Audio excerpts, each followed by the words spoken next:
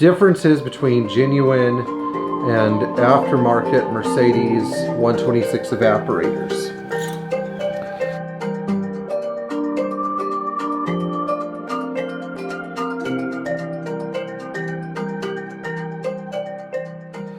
So all the way from the Middle East, I hold in my hand here an evaporator from a Mercedes 126 series.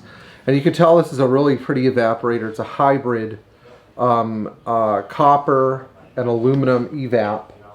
And you could tell that it's, you know, never been touched and out of the box or whatever. But this evaporator is really special because it's a genuine unit. I try to find these even though they're no longer in production for my customers when it's time to put an evaporator in.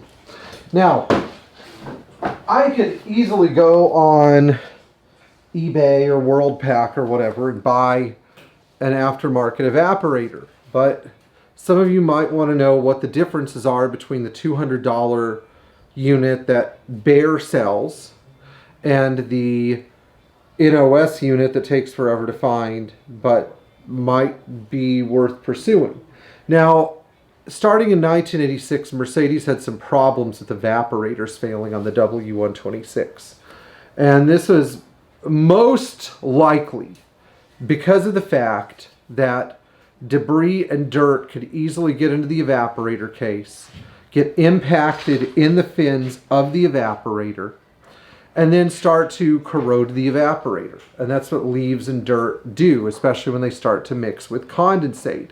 And so the evaporators would corrode and they would start to leak. So you might want to keep your air inlet clean on your 126. And even though it's a little bit tricky, it is possible to flush the evaporator case using a lot of water. You know, you just have to sort of flush at very high water pressure. And sometimes people are successful and sometimes they're not. Did you see that flash of lightning when it happened? It happened right through the window. Florida weather. Yeah, we saw one hit a transformer the other day when we were coming back from church, like right in front of us. Wow. It's pretty interesting. So, the new Bear evaporator, in case you're curious, is made in Thailand. It is all aluminum. The expansion valve does not fit on the evaporator very well. You kind of have to bend the tubes a little bit to get to it.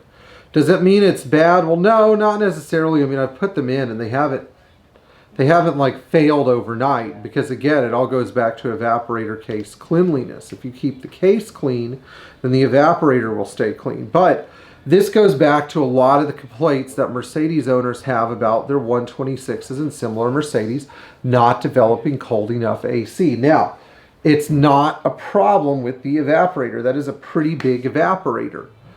It's not a problem with the design of the case or the automatic climate control. No, the problem lies in the fact that dirt and contaminants get on the back side of the evaporator. So let's get our little evaporator here.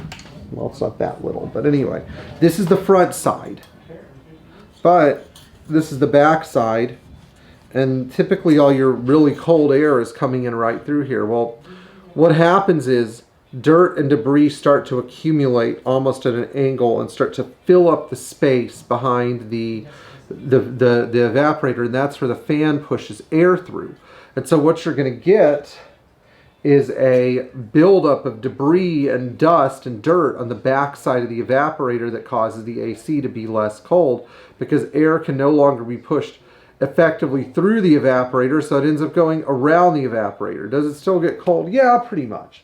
Does it get really cold? No, not really. You know, but you do it the right way and it's like freezing cold. So, anyway, I hope that answers some of your questions about A, aftermarket evaporator quality, B, how the original 126 evaporator was constructed, C, how and why they fail, and D, why some 126s just don't make cold air compared to others. You know, and again, all things aside, expansion valve, dryer, freon, refrigeration pressures, how clean the system is. All things aside, the condition of the evaporator case and how dirty it is is a huge variable that not many people are aware of that affects how effective the AC is. How long does it take to get to that thing? About 30 to 35 hours start to finish. So there's some real work to do there. Anyway, we hope you enjoyed this video. Please like, share, and subscribe. And ring the bell for notifications. And if you're a Patreon and you need help resolving AC questions, with your Mercedes, then just reach out to me and I'll try to help you. Okay, so enjoy driving your Mercedes. Talk to you later.